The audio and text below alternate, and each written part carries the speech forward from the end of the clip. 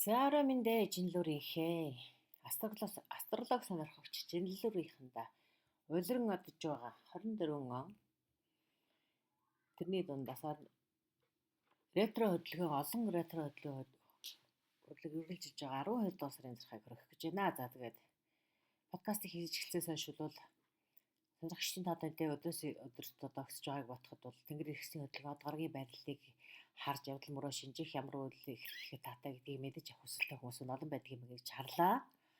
Тийм болохоор одоо энэ бүх мэдээллийг цааш нь хувааж бас илүү олон хүмүүсийг энэ одоо мэдээлэл төрөөсэй гэж одоо хүсэж байгаа болохоор энэ бүхнийг цаашаа хуваалцаасай гэж та бүхнээс гуйхана. За бодгарыг орох хөдөлгөөн гэж юу байдаг талаар түрний хийх үед түрний хөдөлгөөний үед юуг анхаарч юуг одоо эргэн харуул зохистой гэдгийг бол түрүүчийнхаа 11 сарын 26-нд оруулсан мэдээлэлээр бол төрсөн байгаа. Тэрийг дахиад эргээд харчих юм бол ухрах хөдөлгөөн гэж юу яриад байгаа тухай ойлгох болноо.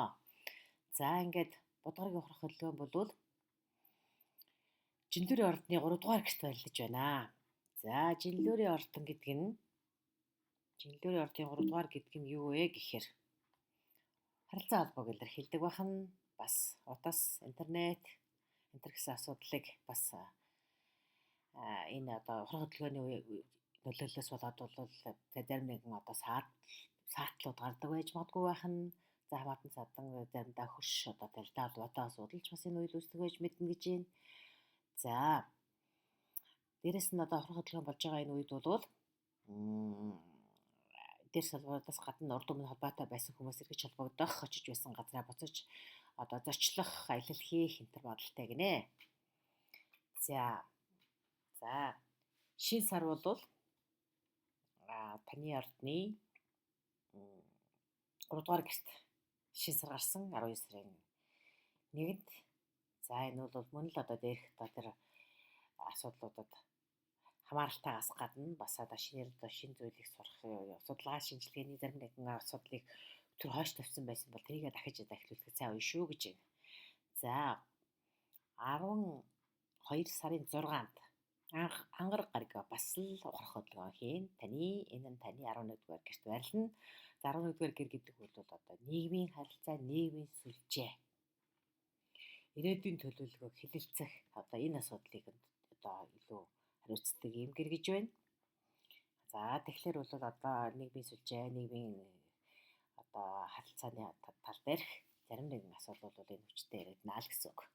За 12 сарын 7-нд бол нэвтрүүн гараг одоо бас ретро хөдөлгөөн байгаад тэрийг зогсоогоод урагшилж байгаа гэдэг. Гэхдээ энэ урагшлах хөдөлгөөн таны 6 дугаар гэрт явагдана гэж байна. За 6 дугаар гэр гэдэг болохоор эрүүл мэнд өдөр тутмын хийдэг таны ажил. Тэр бүхнийг бол хариуцдаг. Тэгэхээр энэ үед одоо ухрах хөдөлгөөний нөлөөгөөр жоохон одоо тийм удааширсан ч юм уу аль эсвэл зарим нэгэн асуудал жоохон тийм тодорхой бос байсан бол 15-наас эхлээд энэ одоо асуудлууд ерөнхийдөө шийдэгдэх эхнэ гэж. За 12 сарын 8-наас эхлээд сугар гараг, соломон гарагч гэдэг тийм үү. За соломон гараг таны 5 дугаар гэрт байгаа юм байна. За 5 дугаар гэр гэдэг бол одоо багахан хэмжээний мөнгө бас хайр дурлал бас хүүхэд хобби таны уран бүтээлч сэтгэлгээ бүтээлч одоо тэр ур чадварыг хөгжүүлэх тэр нэгэн одоо үйл ажиллагаа хариуцлага тийм гэр юм байна л юу орд юм байна л да юу гараг юм байна л да цалбан гараг бол за энэ цалбан гараг яг тэр үед одоо Плутон гэж одоо манайхаар монголоор далайван гэж орчуулад байгаа хаа. За Плутон гэдгээр өвчий Плутон гэдэг гарагтай нэгднэ гинэ. За Плутон гараг гэдэг болохоор бол яадаг вэ гэхээр хэмжээний мөнгө гинти орлогыг илэрхийлдэг. Тэгэхээр цалбан гараг Плутон гарагтай нэгдэж байгаа энэ үед бол бас 5 дугаар гэрт чинь буюу таны уран бүтээлтэй холбоотой, хүүхэдтэй холбоотой тийм үү?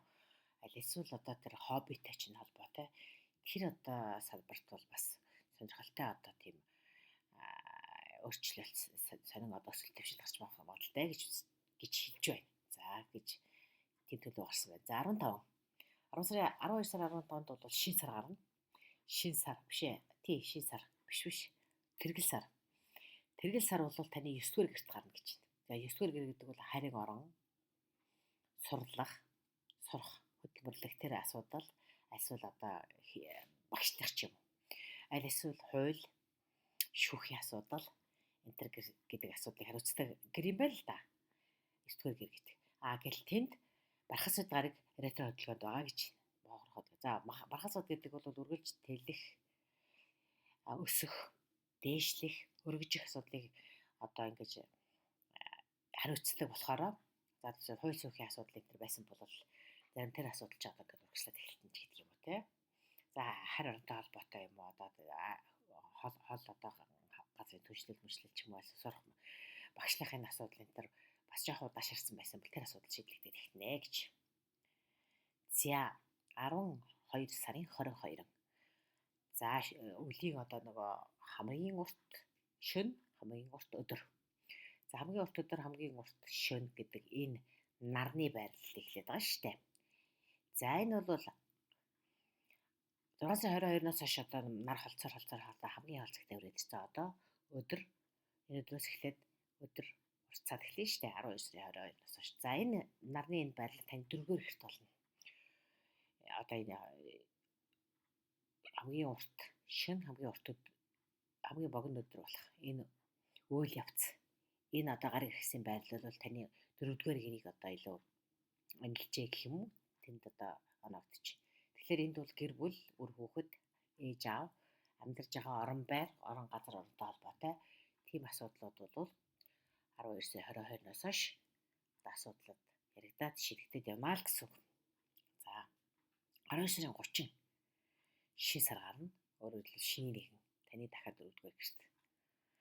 За энэ үед бол одоо үйл хөдлөлтөөнтэй холбоотой асуудлууд бас шин сар гарч байгаа холбоотойгоор энэ асуудлуудыг бас хилцэж шийдэхэд сайн гэж.